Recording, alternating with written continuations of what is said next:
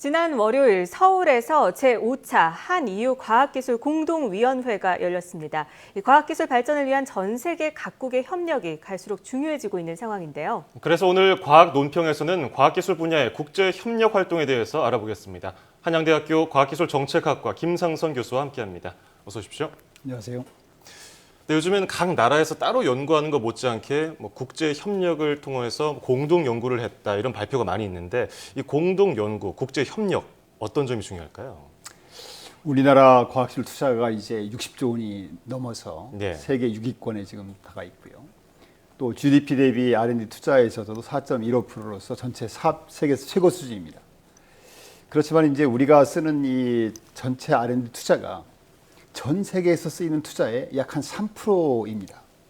그 말인즉슨 나머지 97%가 나라 밖에서 쓰이고 있다는 얘기입니다. 네. 그러니까 3% 우리 가용자원을 어떻게 선택과 집중 전략적으로 잘 쓰느냐 이것도 중요하지만 나머지 97%가 어디에 어떻게 쓰고 있는지 네. 모니터링하고 전략적으로 연계 협력하는 것이 굉장히 중요하지요.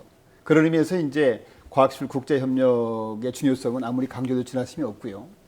특히 이제 미국, 일본, EU 이런 과학기술 선진국하고는 다양한 협력 경로를 통해서 협력을 활성화시키는 것이 굉장히 중요하다 말씀드릴 수 있습니다. 네, 그렇다면 이 과학기술 분야에 나타난 국제 협력 활동은 어떤 것들이 있을까요? 협력 활동은 이제 크게 여러 가지로 분류할 수 있는데요. 예를 들어서 이제 협력 대상 국가 측면에서 보면은 네. 양자 간 협력이 있고 EU라든가 OECD 이런 데하고 하는 다자 간 협력이 있을 수 있습니다. 그래서 양자 간 협력에는 특히 이제 선진국과 협력하는 게 있고 또 개도국과 협력하는 게 있고. 네네. 예전에 주로 저희는 이제 선진국과 협력을 많이 했었는데요. 최근에 와서는 이제 ODA 관련해서 개도국과도 협력을 지금 많이 하고 있고요.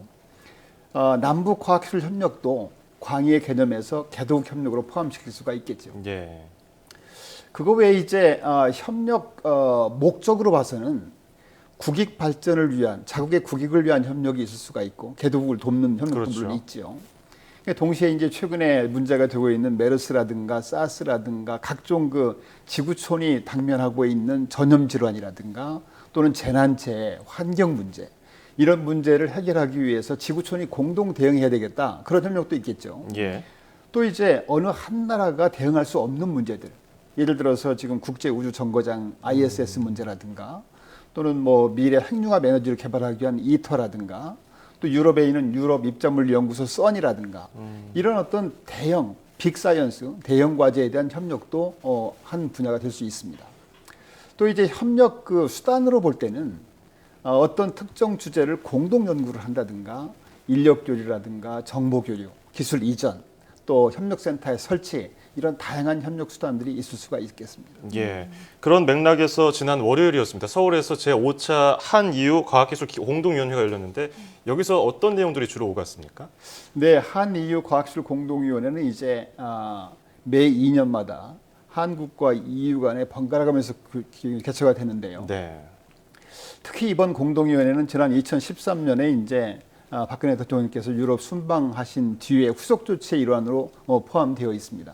그래서 이번 한EU 공동위원회 때는 한EU 간에 다양한 협력 이슈들이 테이블 위에 올라와서 논의가 되는데요. 예.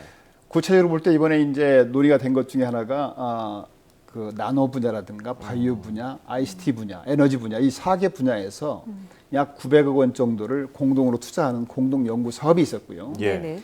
동시에 이제 인력 교류를 위해서는 EU의 인력 교류의 대표적인 프로그램 중에 하나가 마리 퀴리 프로그램이 있습니다. 예. 그 프로그램을 통해서 우리 연구자들이 적극 참여할 수 있도록 하는 그렇게 합의를 했고요.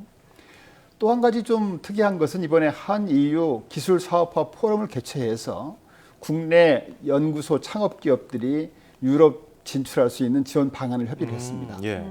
그래서 이번 한EU 과학기술 공동위원회를 계기로 해서 한국과 EU 양국 간의 인력 교류라든가 공동 연구는 물론이고 기술 사업화 분야까지 전 주기로 확대할 수 있는 그런 계기가 될 것으로 기대해 보고 있습니다. 네, 이번 행사뿐 아니라 그리고 올해 가을 우리나라에서 세계 과학 정상회의가 열리잖아요. 네네. 이 회의는 어떤 의미가 있고 또 어떤 행사인지 소개를 좀 해주시죠.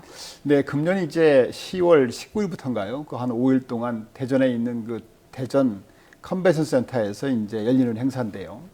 이 행사에는 세계 60여 개국에서 장차관, 또 전직 정상, 노벨상 수상자, 글로벌 CEO, 또 OECD 사무총장 및 국제기구 수장 해서 한 3천여 명이 오십니다. 예. 그래서 네. 과학계 행사로 봐서는 아마 최고 고위급 행사가 아닌가 생각이 됩니다.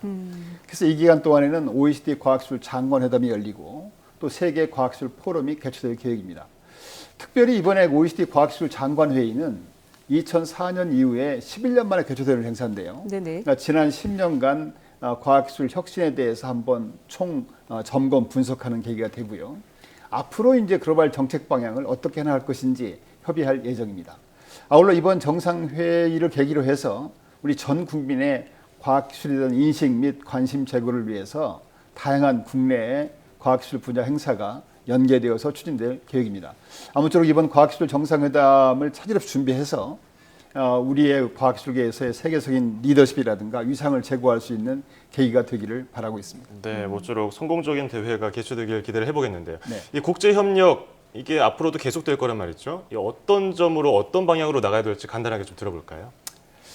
뭐 잘하고 있겠지만 예. 저희들이 걱정하는 것들은 이제 이런 행사들이 외교 행사가 그렇지 않습니까? 보여주기식 네네. 뭐 네네. 이렇게 거칠에만 있는 행사, 이벤트 행사 이래서는 안 되겠다 이제는. 네, 큰 정말 의미가 내실 없죠. 있는 윈윈할 수 있는 그런 것들을 해야 되는데 그러기 위해서는 철저하게 사전 준비를 해서 전략을 미리 구사해야 되겠다는 것이 하나의 포인트고요. 예.